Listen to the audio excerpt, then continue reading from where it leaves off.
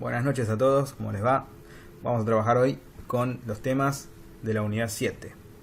Es una unidad bastante larga, así que vamos a comenzar con los primeros temas de esa unidad y la semana que viene vamos a continuar con el resto de los temas, ¿de acuerdo?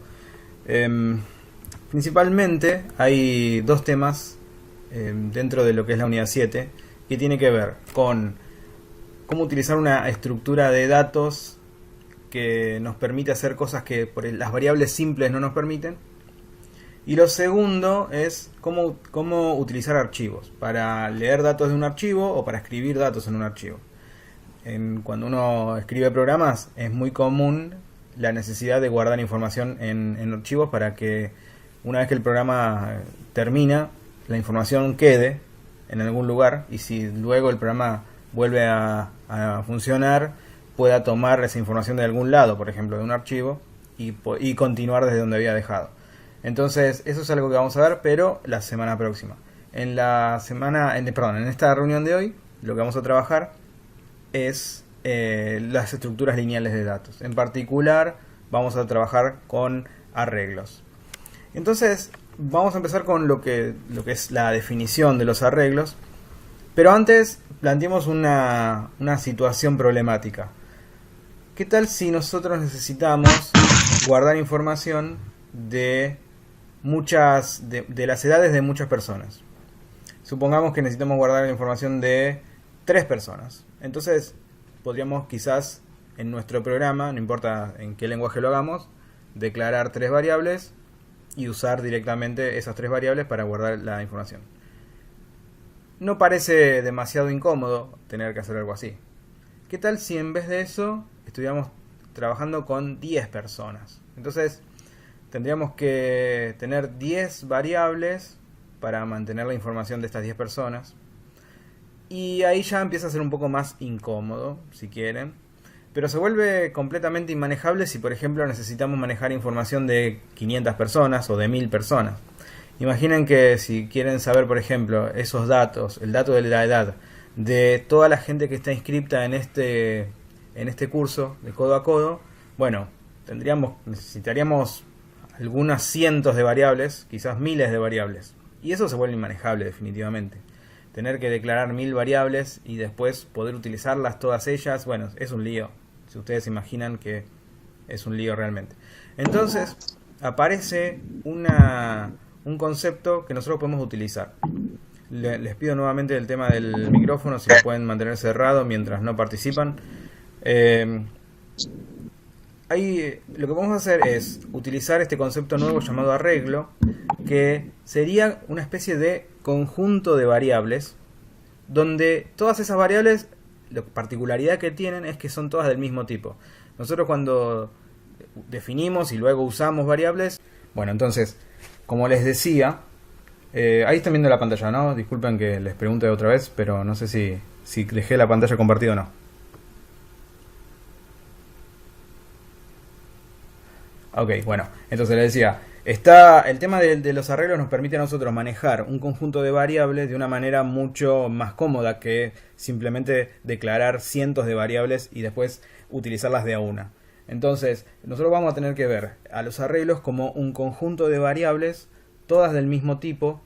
Esto es relevante, porque cuando hablamos de arreglos estamos hablando de un conjunto de variables que son todas del mismo tipo. La ventaja que tienen en particular el uso de arreglos es que nos permiten, con una sintaxis muy sencilla, acceder a cada una de las variables que están dentro del arreglo.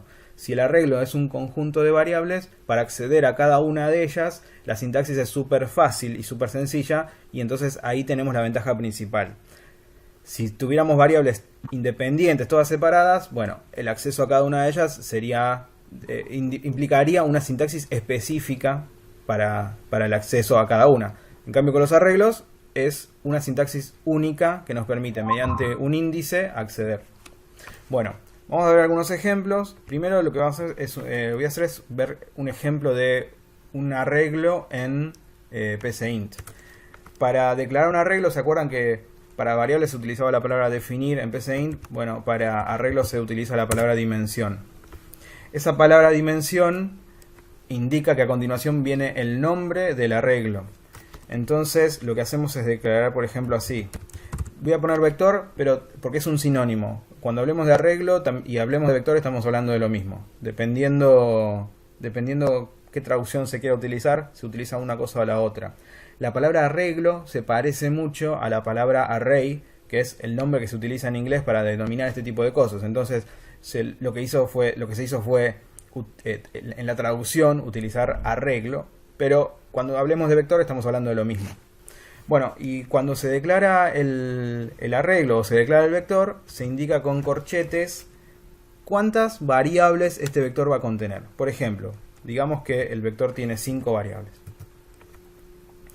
Eso significa entonces que vamos a tener dentro de este conjunto de variables 5 elementos. Ahora, lo que yo voy a hacer es, a continuación, agregarles, por ejemplo, todos los números pares, perdón, los 5 primeros números pares. Entonces lo que voy a hacer primero es definir una variable, que la voy a usar como el índice de la instrucción para. ¿Se acuerdan que la instrucción para me permite a mí generar un ciclo donde la variable índice va cambiando de valor en cada vuelta de ese ciclo? Entonces voy a declarar una variable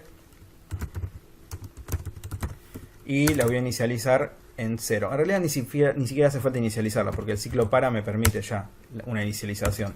Entonces digo así, arrancando vamos a arrancar en 1 hasta 5. Este ciclo para ustedes ya lo conocen. Esto lo que va a hacer es conseguir que la variable i vaya desde el 1 hasta el 5. Y ahora lo que voy a hacer es agregar en el vector los números, los primeros números pares. ¿Y cómo lo voy a hacer? Bueno, en el vector yo lo que voy a hacer es en la posición i agregar el número i por 2.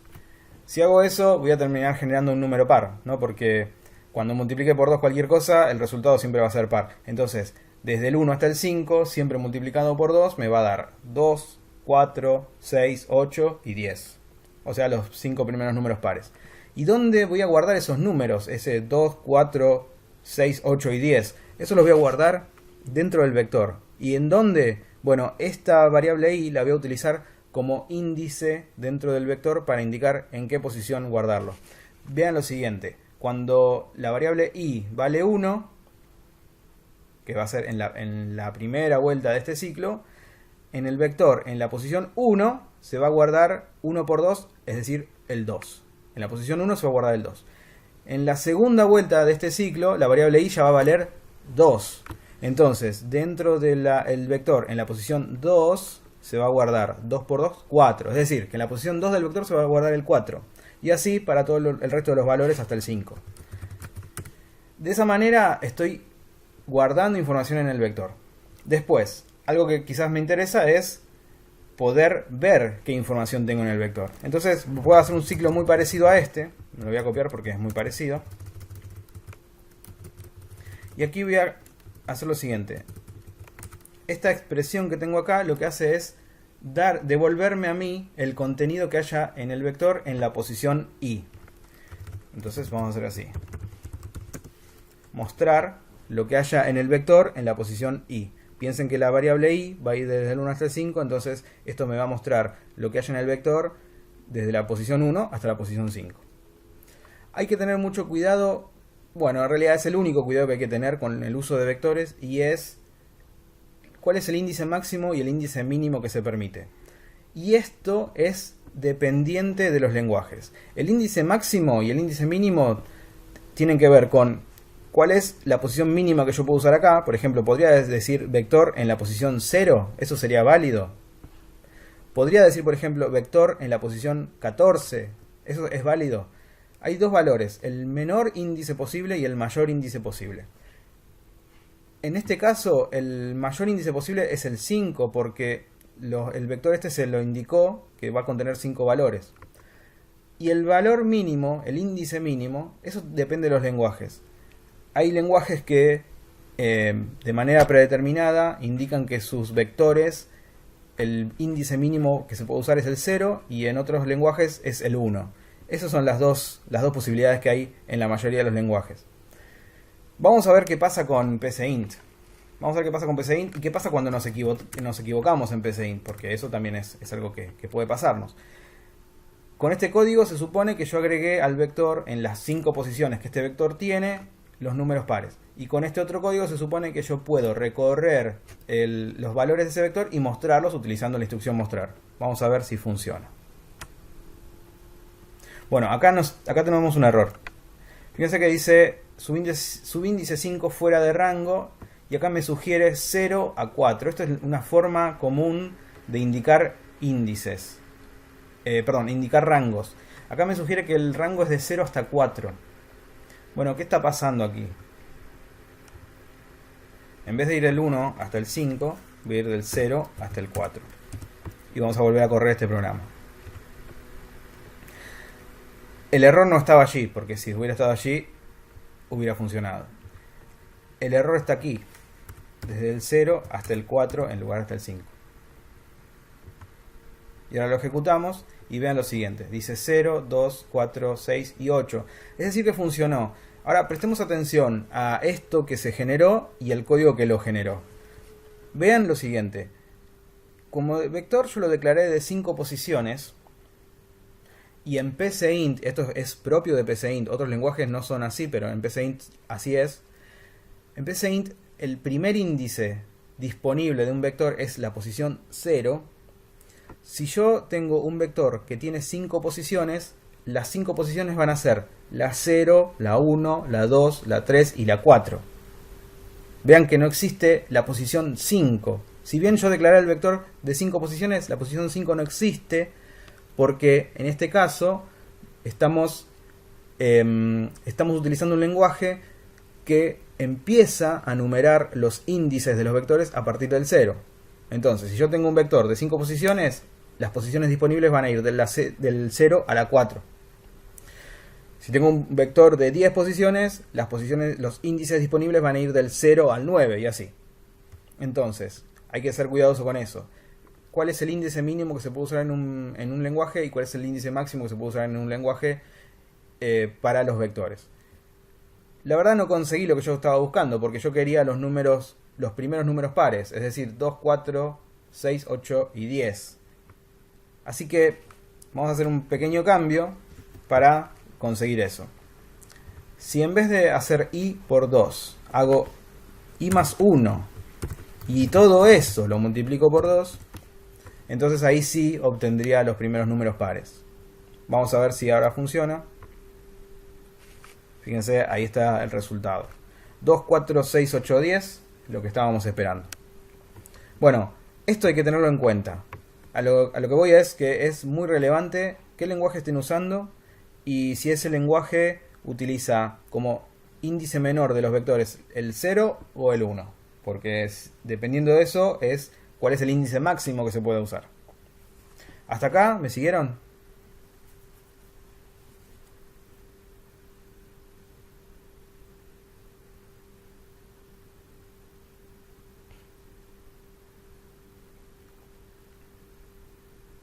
Bueno, excelente.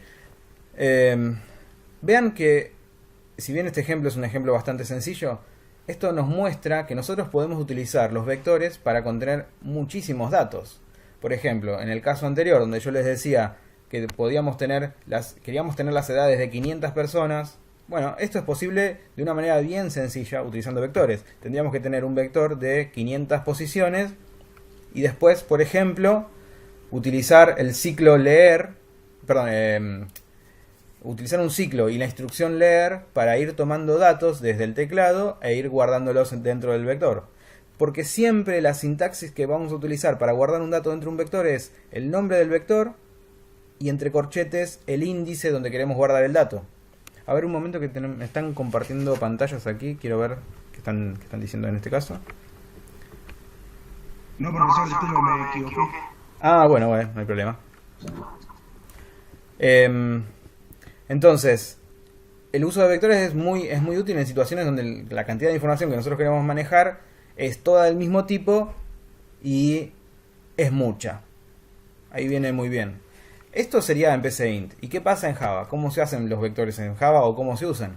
Bueno, vamos a ir a eso. Si recuerdan, la sintaxis para declarar una variable en Java era, por ejemplo, si yo quería declarar una variable entera, podría poner así. Esta era una forma de declarar una variable tipo entero, ¿no? ¿Se acuerdan que el int era el entero? Bueno, para declarar un vector se utiliza una sintaxis idéntica, salvo que luego del tipo se ponen corchetes. Eso indica que estamos a continuación declarando un vector. Ya que es un vector y que en definitiva un vector es un conjunto de cosas, voy a utilizar un nombre en plural. Entonces lo que estoy haciendo aquí es declarar un vector de enteros. Esto es importante.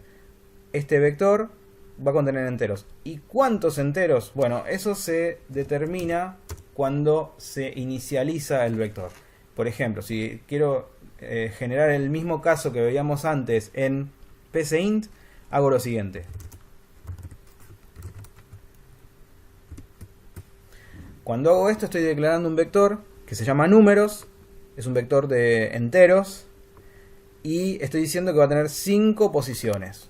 Y ahora nuevamente tenemos la situación de saber si este lenguaje, donde yo indico que un vector tiene 5 posiciones, acepta como primer índice o como índice menor el 0 o el 1. Bueno, en Java, igual que en PCInt, el índice menor que se usa en los vectores es el 0. Por lo tanto, si yo tengo 5 posiciones en el vector y la primera es la 0, la última va a ser la 4. Y algo que yo podría hacer entonces para generar el mismo ejemplo que veíamos antes en PCInt es un ciclo for.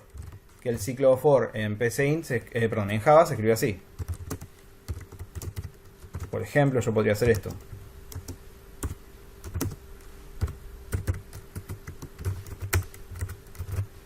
Eso me genera el ciclo for y utiliza como variable para el ciclo la variable i, que va a comenzar en 0 y va a continuar creciendo de a 1 hasta que valga, mientras valga menos que 5.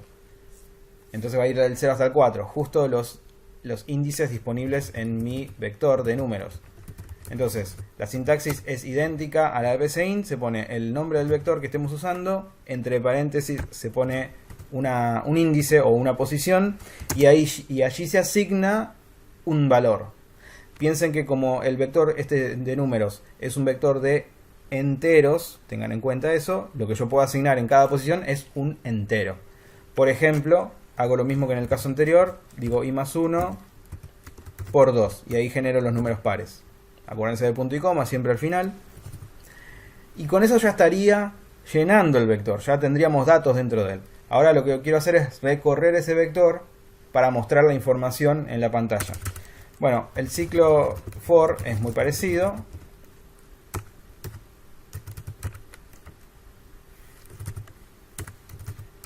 Solo que en cada iteración de este ciclo, lo que yo voy a hacer es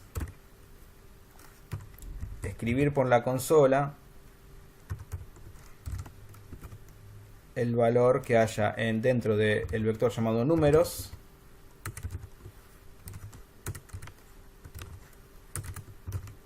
en la posición i. ¿Se ve entonces? Bueno, probémoslo y veamos si salen los números del 2 al 10, todos los pares.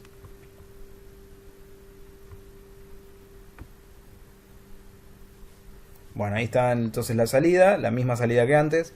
La sintaxis, por suerte, es muy parecida a la de PCInt. Yo diría que es idéntica, salvo en lo que es la declaración, ¿no? Y después los ciclos, bueno, eso ya es particular de cada lenguaje. Pero la sintaxis de asignación es el nombre del vector y entre corchetes una posición. Y la sintaxis para leer el contenido dentro de un vector es el nombre del vector y entre corchetes la posición nuevamente. Así que la sintaxis es la misma. ¿Hasta aquí? ¿Preguntas?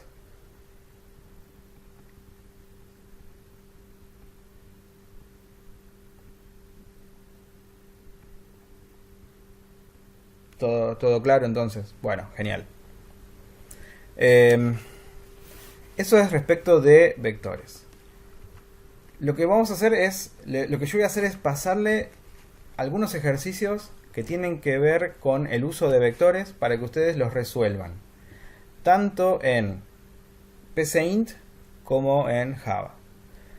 Estos ejercicios los van a hacer pensar definitivamente. Son sencillos, no son muy complicados, son sencillos, pero requieren que ustedes piensen bastante, porque si bien el uso de vectores es algo que nos facilita muchísimo el trabajo dentro de lo que son nuestros algoritmos, también implican un grado de abstracción mayor al que veníamos manejando hasta el momento. Nosotros hasta el momento manejábamos el concepto de variable y en nuestra cabeza ese concepto ya estaba incorporado y ya sabíamos qué significaba. Y ahora aparece un concepto nuevo, este concepto de vectores. Entonces necesitamos incorporar esta nueva idea y que esa idea ya se incorpore tal como la tenemos con respecto de las variables. Ya cuando hablamos de variables ya todos tenemos clarísimo de qué se trata y no necesitamos reflexionar sobre el tema. Ya sabemos qué es. Bueno, con los vectores debería pasar lo mismo. Pero como es un concepto nuevo, eso va a llevar un tiempo. Y qué mejor que practicar el uso de este nuevo concepto con ejercicios. Por eso es que les voy a pasar ejercicios para que ustedes hagan. Insisto que no son complejos, pero van a ver que al principio les va a requerir bastante concentración. Eso respecto del tema de vectores. Esta unidad, como les decía antes, es una unidad larga, tiene muchos temas y yo lo que quiero hacer es, para no introducir demasiados conceptos juntos, quisiera que lleguemos hasta aquí en los temas de la unidad. Ustedes seguramente hayan leído la unidad completa, pero yo prefiero llegar hasta este punto, darles ejercicio a ustedes, que ustedes trabajen y tengan la oportunidad de, por ustedes mismos, utilizar estos nuevos conceptos, y una vez que los hayan incorporado, entonces la semana que viene continuar con el resto de los temas de la unidad. El resto de los temas incluyen el uso de matrices, que vamos ya a ver de qué se trata, y el tema de archivos, aunque respecto de archivos en PCInt no los vamos a poder ejercitar porque PCInt no soporta el uso de archivos. Sí vamos a poder hacer alguna ejercitación en Java, pero bueno, ya lo vamos a hacer eso ya la próxima semana. Antes de avanzar con otro tema del que les quiero hablar, me cuentan por favor si tienen alguna duda o pregunta respecto de esto que estamos viendo hasta el momento.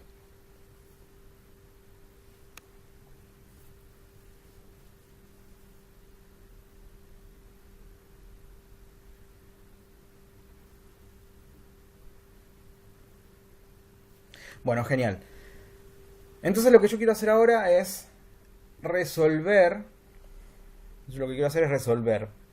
los ejercicios que yo les pedí la clase pasada para hacer, resolverlos con Java. Muchos de ustedes lo han logrado, pero hay otros que se han trabado un poco, así que quiero intentar resolverlos para que todos vean una solución. La solución que a mí se me ocurre, pero no necesariamente sea la que ustedes han hecho, ni es la mejor tampoco. Es una solución. Bueno, esto lo voy a quitar porque era solamente a modo de ejemplo. Entonces, quiero mostrarles cómo implementar el problema de FizzBuzz. Ese problema era los números del 1 al 100, pero con ciertas reglas, ¿de acuerdo? Entonces, en Java lo podemos hacer de esta manera.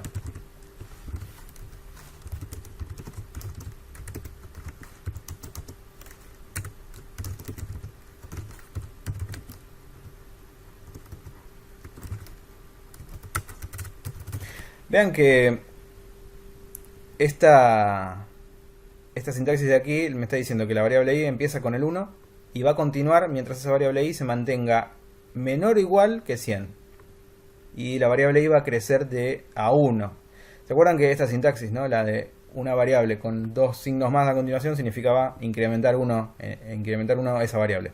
Entonces, ahí tienen el ciclo necesario para la interacción de FizzBuzz. Luego había una condición que decía si el número era divisible por 3 y por 5. Entonces eso lo puedo escribir así con un if.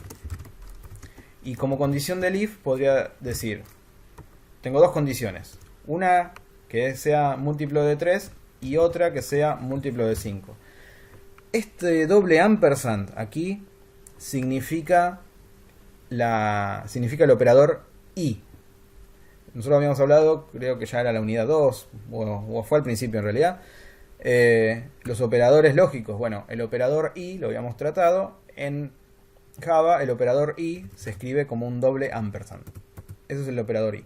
Entonces yo pongo dentro de estos paréntesis una condición, dentro de otros paréntesis otra condición, y el operador y aplicado sobre ambas condiciones. Una de las condiciones era que y fuera múltiplo de 3. Bueno, eso lo puedo escribir de esta siguiente manera. Y por 103 significa el operador módulo. Es el operador módulo que me decía me daba el resto de la división. Eso lo habíamos hablado varias veces, incluso ya lo trabajamos con PSeInt un montón de veces. Bueno, ese operador en Java es el signo, el porcentaje. Entonces se pone i módulo 3 igual a 0. Vean que acá hay una cosa también específica que tiene que ver con Java. El operador igual se utiliza de dos maneras. Cuando se pone un solo signo igual, es el operador de asignación. Uno quiere guardar un dato en una variable, entonces pone el operador igual. Pero el operador igual puesto doble, como es este caso, es el operador de comparación. Verifica que lo que está a la izquierda sea igual que lo que está a la derecha. Entonces tengan en cuenta eso. El signo igual se usa de dos formas. Si es uno solo es asignación, si es doble es comparación. Bueno, aquí lo que estoy haciendo es comparar el resto de dividir i por 3, que si es 0 significa que justamente es múltiplo de 3. Y acá hago algo parecido, pero con 5. Entonces ahí ya... perdón.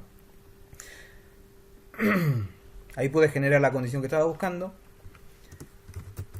Y ahora que la he generado, si esta condición se cumple, lo que yo tenía que hacer era escribir en la consola FizzBuzz. Esa era la idea del ejercicio.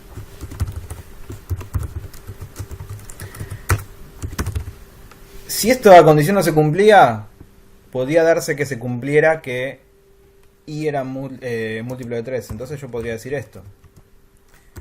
I es múltiplo de 3, eso lo pregunto así. Si esta condición se cumple, entonces lo que escribo en la consola es fizz.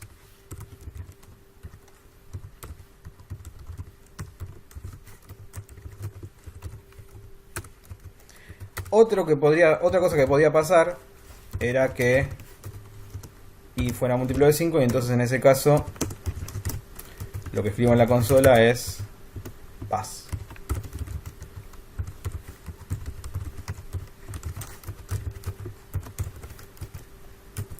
Y si nada de todo esto pasó, entonces escribíamos el número.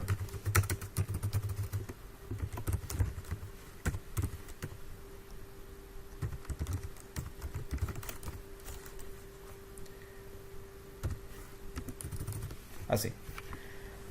En principio creo que no tengo ningún error, así que vamos a ejecutarlo y ver qué resulta de esto.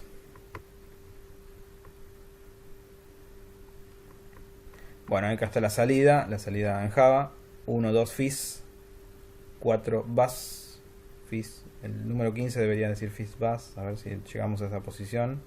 Acá tendríamos 14, el 15 FizzBuzz. Bueno, ahí está, esa es la resolución. Este ejercicio creo que lo resolvieron todos.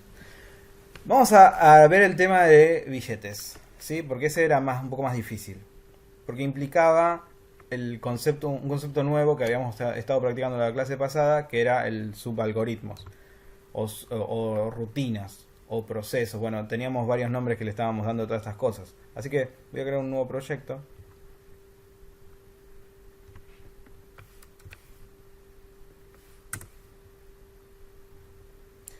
Y en este nuevo proyecto voy a escribir el algoritmo este de los billetes. Bueno, inicialmente yo no voy a pedir no le voy a pedir al usuario que ingrese el valor que queremos calcular, sino que lo voy a dejar yo acá fijo. Pero ustedes podrían mejorarlo haciendo que sea el propio usuario el que ingresa un número. Yo por ejemplo voy a poner 547, por poner algo. Y ese es el vuelto que tenemos que calcular. Bueno, para eso lo que voy a hacer es lo siguiente. Primero me voy a crear una subrutina, un proceso, para un procedimiento, esos son los nombres que le estuvimos dando. Y este procedimiento lo voy a llamar mostrar billetes.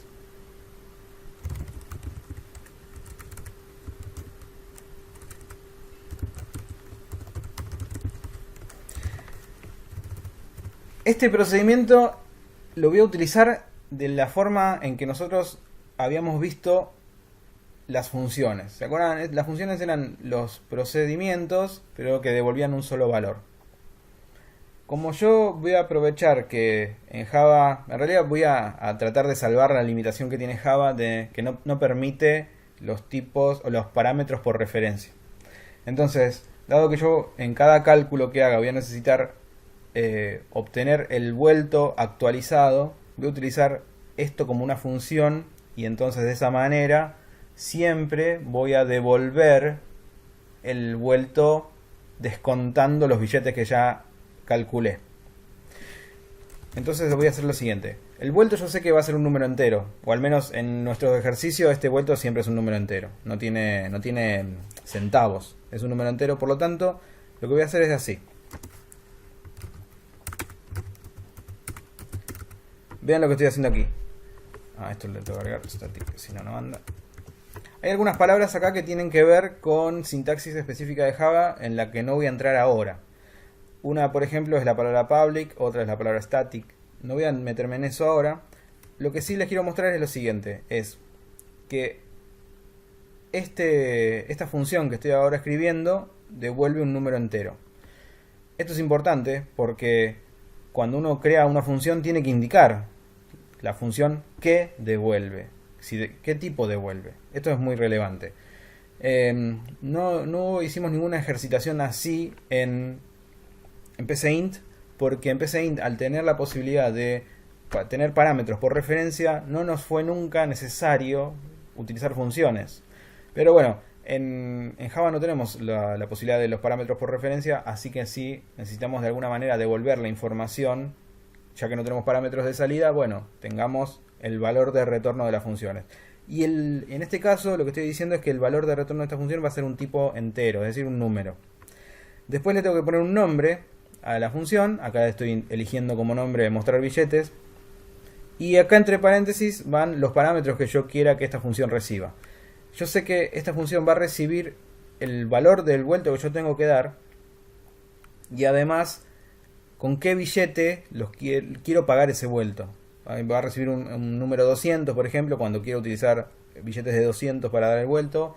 O va a recibir un número 100 cuando yo quiero utilizar el billete de 100 para dar vueltos, etc. Entonces tengo que indicar acá cuáles son los argumentos que esta función va a recibir. Yo sé que va a recibir un vuelto, que va a ser un número entero. Vean que lo estoy declarando de esta manera. Digo int vuelto, eso significa que es el primer argumento se va a llamar vuelto y va a ser el tipo entero. Y el segundo también va a ser tipo entero y lo voy a llamar billete. Billete que va a contener un número, como les decía antes, el 200 indicando que quiero pagar con 200, con billetes de 200, o el 50 cuando yo quiera pagar con billetes de 50. Bueno, ¿y qué hacemos aquí? Esta función, el cuerpo de la función, es decir, el contenido, todo el código que pertenece a esa función, es lo que vaya entre este par de llaves, aquí y aquí. Todas las instrucciones que yo ponga aquí dentro, es decir, entre esas llaves, van a ser el contenido o el cuerpo de esa función. Bueno, vamos a empezar a hacer algunas cuentas. Por ejemplo, voy a utilizar una variable entera que le voy a llamar cantidad. Para guardar allí, en esa variable, cuántos billetes de esta denominación que yo esté recibiendo necesito entregar. Si yo tomo el vuelto y lo divido por billete, imaginen, por ejemplo, que vuelto es el caso 547, y que billete es 200. Si yo tomo este número, 547, y lo divido por 200, me va a dar 2 punto algo. 2 punto, bueno, habría que hacer la cuenta, ¿no? Pero es un poco más que 2. y es menos que 3. Pero como esta operación, tanto la variable vuelto como la variable billete, son dos valores enteros, cuando Java hace la división, esto es propio del lenguaje Java, otros lenguajes puede ser que lo hagan diferente. Estas son cosas que uno va aprendiendo de usar estos lenguajes. Cuando Java hace una división y los dos valores que está dividiendo son números enteros, es decir, int, el resultado que Java genera para esa división también es el número entero. Es decir, que si bien la división de esto, de por ejemplo 547 dividido 200 me da 2 punto algo, Java va a hacer esta cuenta y me va a devolver 2. Porque dice, si estás dividiendo números enteros y estás asignando ese resultado en una variable entera, yo te voy a dar el número entero. La parte decimal la descarto, no la uso.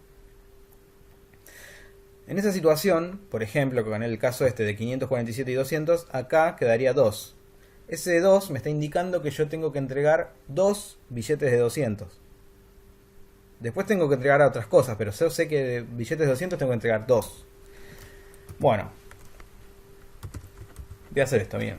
Si cantidad es mayor a 0, eso significa que al menos tengo que entregar un billete. Si la cantidad es mayor a 0, algún billete voy a tener que entregar. Entonces, lo que voy a hacer es lo siguiente. Voy a escribir en la consola cuántos billetes de esa denominación voy a entregar.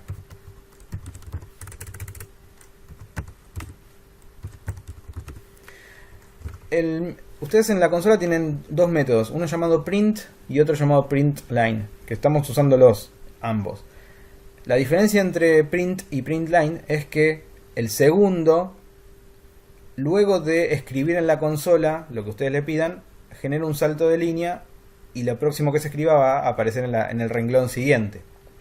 Entonces yo voy a utilizar la función esta print para escribir en la consola, pero sin que la próxima escritura vaya en el renglón siguiente, sino en la misma línea.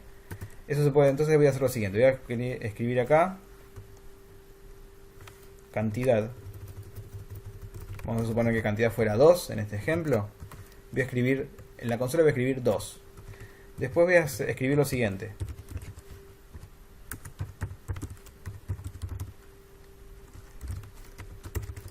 Una cadena donde va a decir billetes de pesos. Vean que como estoy usando print, esta cantidad, por ejemplo, fuera un 2, va a decir 2. A continuación va a haber un espacio, va a decir billetes de pesos. Y a continuación, bueno, la denominación de los billetes. Es decir, print, en este caso printline, billete. Así. ¿Y por qué acá uso printline y antes no? Porque luego de escribir la cantidad de billetes de 200 que yo quiero que genere un salto y que vaya al siguiente renglón, para que lo próximo que escriba ya aparezca en el siguiente renglón. Bueno, hago eso. Después, algo que yo tendría que hacer es, bueno, ya sé que tengo que pagar 2 billetes de 200. Y ahora, ¿cuánto vuelto me queda por pagar? Quiero saber cuánto vuelto todavía no pagué. Y eso lo puedo calcular así. Mira, el vuelto va a ser igual a lo que yo ya tengo, a lo que yo tenía de vuelto, menos lo que acabo de pagar. ¿Y cómo sé cuánto acabo de pagar? Bueno, cantidad me dice cuántos billetes pagué. Y billete me dice de cuánto era ese billete en particular. Entonces si yo multiplico cantidad por billete, me va a decir cuánto ya he pagado. Entonces hago así.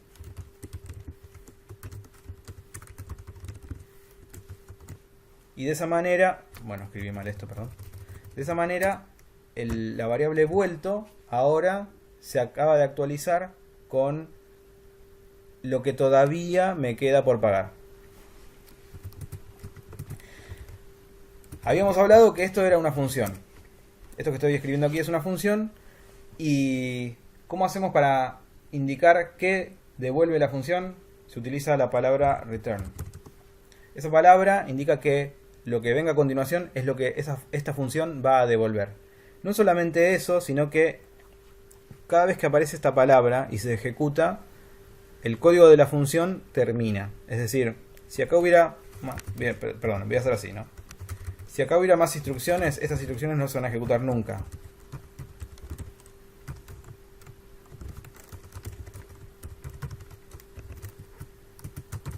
Esta instrucción es parte de la función, esta instrucción, pero no se va a ejecutar nunca. Porque una vez que se ejecute esta línea, la función se termina. Es decir, que lo que venga luego nunca va a pasar. Incluso acá la herramienta me está indicando que ahí ya tengo un error, que este código nunca va a ser ejecutado. No siempre Java considera esto un error de compilación, porque ustedes podrían querer de todas maneras tener esto, aunque sepan que nunca se va a ejecutar. Pero bueno, lo quieren tener de todas maneras. Así que no necesariamente esto es un error de compilación, pero bueno, la herramienta ya me está marcando que este código nunca va a ser ejecutado. Repasando, entonces, acá calculo cuántos billetes necesito entregar de la denominación que sea. Si resulta que tengo que entregar alguno, es decir, mayor a 0, bueno, lo muestro por la consola y recalculo el vuelto. Y después, como resultado de la función, devuelvo el vuelto. Ahora, si esto funciona, yo podría hacer así. Podría decir mostrar billete. Le paso el vuelto. Y acá le digo con billetes de 200. Después a continuación le digo con billetes de 100. Con billetes de 50. Con billetes de 20. De 10. De 5. De 2 y de 1. Y ahí estoy utilizando la función para mostrar los vueltos de en las diferentes denominaciones. Pero yo sé que la función esta me va a devolver el vuelto actualizado. Entonces hago esta asignación. En la variable vuelto asigno lo que la función me haya devuelto. A continuación lo mismo. Y así para todos los casos.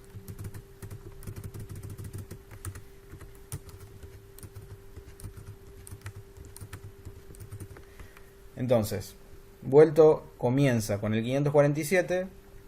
Yo le voy a decir que me muestre cuántos billetes tengo que pagar por esos 547 en billetes de 200. Pero lo que va a quedar aquí, luego de la llamada, luego de esta función, ya no va a ser más 547, sino que aquí va a quedar solamente 147. Porque los otros 400 ya los entregué con 2 billetes de 200. Y así en cada llamada esta variable vuelto se va a ir actualizando con el valor restante. Si esto lo hice bien, debería funcionar y mostrarnos en la pantalla que son 2 billetes de 200, uno de 100, 2 de 20, uno de 5 y uno de 2. Bueno, es decir que todo eso suma 547. Vamos a ver si funciona. Bueno, ahí me dice, fíjense, 2 billetes de 200, uno de 100, 2 de 20, 1 de 5 y 1 de 2. Ya con eso generaría el vuelto que necesito. Bueno, no sé si se comprendió. Este es el ejercicio que yo les había pedido para la clase pasada. Acá está una forma de resolverlo. Se puede resolver de otras maneras también. Esta es una que me parece bastante práctica porque pueden utilizar funciones y entonces todo este algoritmo lo tienen dentro de una función y lo utilizan desde el programa principal llamándolo varias veces. Bueno, eso es lo que yo quería presentarles en el día de hoy. No sé si les queda alguna consulta sobre este tema o cualquier otro.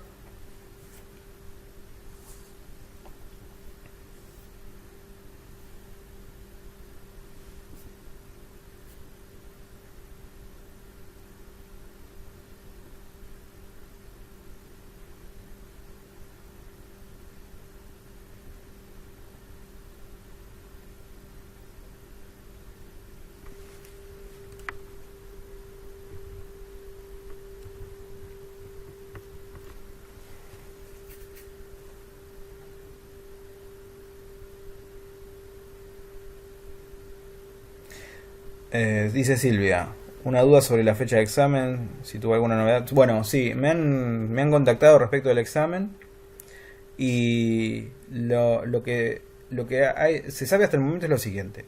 es que el examen va a estar habilitado a partir de la semana que viene, que ustedes pueden rendirlo en caso que hayan entregado todas las actividades. Es decir, va a estar en la página y si ustedes quieren rendirlo lo van a poder rendir.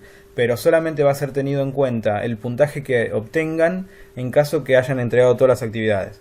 Si deben actividades, entonces no importa si les ha ido bien en este examen, porque no lo van a considerar hasta que todas las actividades estén entregadas.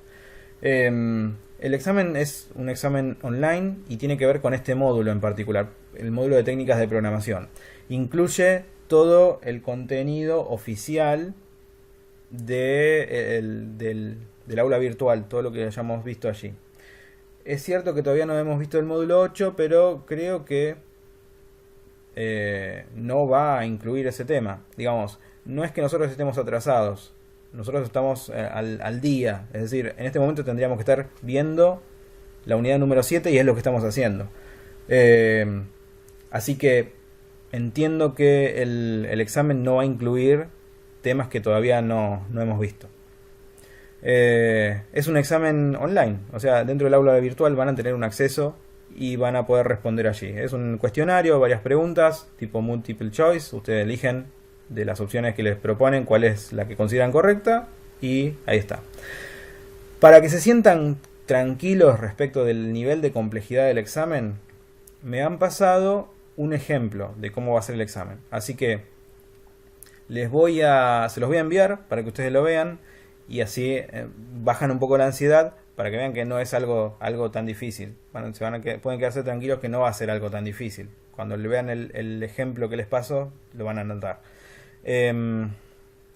Después, a ver, acá están preguntando si es por tiempo. Eso yo no lo sé. La verdad que no sé si lo han definido por tiempo o no. Es bastante común que en los exámenes online el tiempo sea una condición. No sé si 1 hora, 2 horas, no sé cuánto, pero es algo bastante común. Tampoco sé si va a ser en este caso.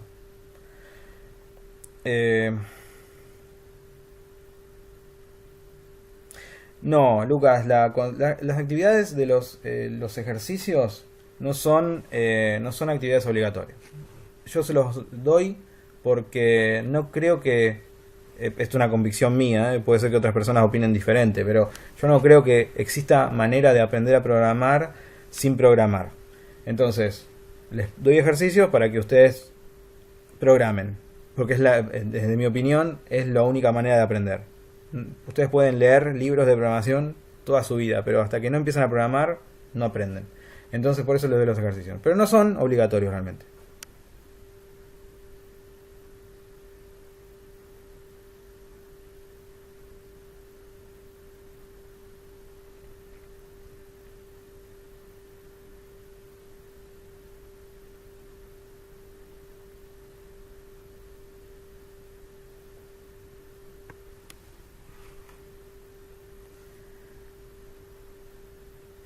A ver, hay una consulta, 2 consultas sobre este tema. Línea 29 y 46, el signo de exclamación que parece un error en la línea 29. A ver, veamos eso. Línea 29, aquí. Dice... Bueno, acá lo que está detectando la herramienta es que yo asigno el resultado de esta variable, perdón, el resultado de esta función en la variable vuelto, pero a continuación la variable vuelto no la uso para nada. Entonces me dice, ¿para qué querés hacer esta asignación si total después el dato ese no lo usás? ¿Para qué lo querés? Esto es lo que me dice la herramienta. Entonces ahí ya debería dejar de indicármelo. Ahí lo está haciendo. No es un error. Eso es algo que la herramienta detecta como algo sugestivo. Dice, esto suena raro. ¿Estás seguro que lo querés hacer? Bueno, la verdad que el código o el que tenía antes me va a dar el mismo resultado. Pero la herramienta cuando detecta eso me lo avisa. Después línea 46. A ver qué dice en la línea 46 que no me acuerdo.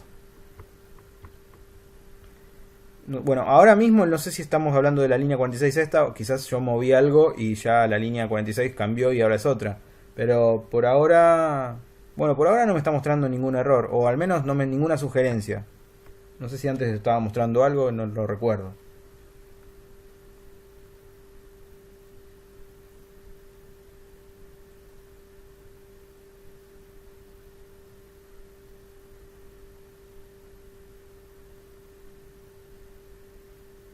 Ah, ¿por qué? Bueno, fíjate, ten en cuenta lo siguiente. Cuando nosotros trabajamos con PCInt para hacer un ejercicio muy parecido a este, nosotros hacíamos que la variable vuelto fuera por referencia. Eso no sé si lo recordás, pero en PCInt lo escribíamos así, poníamos por referencia. Eso permitía modificar dentro del procedimiento, modificar la variable vuelto y que esa variable vuelto modificada llegara con esa modificación hasta el algoritmo principal. Es decir, que se pasara la variable vuelto aquí y que una vez que el procedimiento terminó, la variable vuelto ya estuviera modificada. En Java esto no es posible, no es posible indicar esto por referencia de ninguna manera. No hay una palabra, no hay nada que en Java me permita indicar que un parámetro que yo voy a recibir en una función o en un procedimiento es un parámetro por referencia. Eso no existe. En este lenguaje no existe, en otros lenguajes sí existe. Bueno, en este no. Pero yo de todas formas necesito conocer cuál es el vuelto luego de haber entregado esa cierta cantidad de billetes. Cuando yo hago este cálculo, estoy obteniendo cuántos billetes necesito entregar. No sé, este es un billete de 200, bueno, ¿cuántos billetes de 200 necesito entregar? X, listo. Los entrego, lo muestro por la pantalla diciendo, bueno, estoy entregando estos billetes. Pero la variable vuelto necesito actualizarla para que la próxima vez que llamemos a la función o al procedimiento mostrar billetes, la variable, perdón, el vuelto sea calculado sobre el vuelto restante, no sobre el total. Entonces, dado que yo no tengo la posibilidad de devolver datos por referencia, es decir, parámetros de salida, como yo no tengo eso, de alguna manera quiero que el dato que yo estoy recalculando, es decir, cuánto me queda por entregar de vuelto luego de haber entregado esa cantidad de billetes, llegue hasta el algoritmo principal. En el algoritmo principal voy a usar una función, es decir, este mostrar billetes está siendo utilizado como función. Yo quiero entonces que una vez que llamo a la función me devuelva la función algo, y ese algo lo voy a guardar en esta variable, la variable vuelto. Es decir, la variable vuelto la estoy usando para todo, para pasarla como parámetro aquí y después también para guardar el resultado de la función. Las funciones siempre devuelven un valor, eso era algo que habíamos estudiado. Perdón. Entonces, ese valor que la función devuelve, ¿dónde lo guardo? Bueno, en la misma variable vuelto. Pero ¿cómo hacemos en Java para indicar cuál es el dato que la función devuelve? Acá estamos indicando que la función devuelve un tipo entero. O sea, sabemos que es un número lo que devuelve, pero ¿cuál número? Bueno, la palabra return se usa para indicar el dato que se va a devolver. Es decir, yo en este caso voy a devolver esta variable vuelto, que es una variable local, existe solamente aquí. Tiene el mismo nombre que esta de acá afuera, pero para el lenguaje Java estas son variables diferentes, porque una es la variable declarada aquí dentro del programa principal y otra es la variable vuelto utilizada aquí, que es la que se está declarando como parámetro de la función. Si bien tienen el mismo nombre, para Java son completamente independientes. Una no tiene nada que ver con la otra.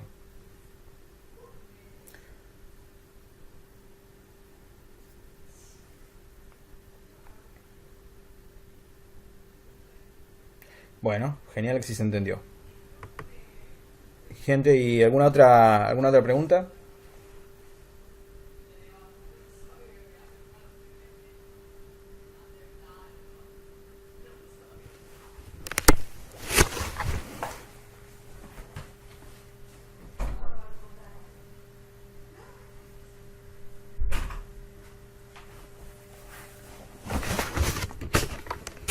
Bueno, si no hay más consultas, entonces por el día de hoy vamos a terminar. Les voy a enviar, como les dije antes, varios ejercicios para resolver utilizando arreglos, porque es el tema que me interesa que ustedes practiquen. Y les voy a pasar ejercicios que quiero que hagan en PCInt y en Java. La idea es que me envíen ambas soluciones. Lo bueno de que el mismo ejercicio se haga en los dos lenguajes es que la solución la tienen que pensar una sola vez. Después ven con qué sintaxis se escribe en cada lenguaje, pero bueno, al menos lo tuvieron que pensar solo una vez. Bueno, gente, de mi lado nada más. Si ustedes tienen alguna pregunta, adelante, y si no, por hoy terminamos.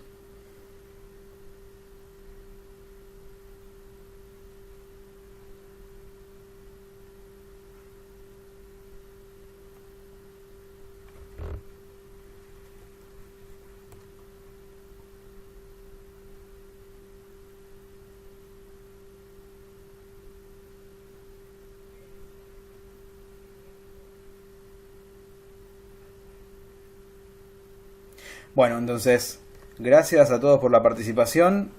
Disculpen que fue medio accidentada el día de hoy. Y hablamos la próxima semana, ¿de acuerdo? Gracias, buenas noches.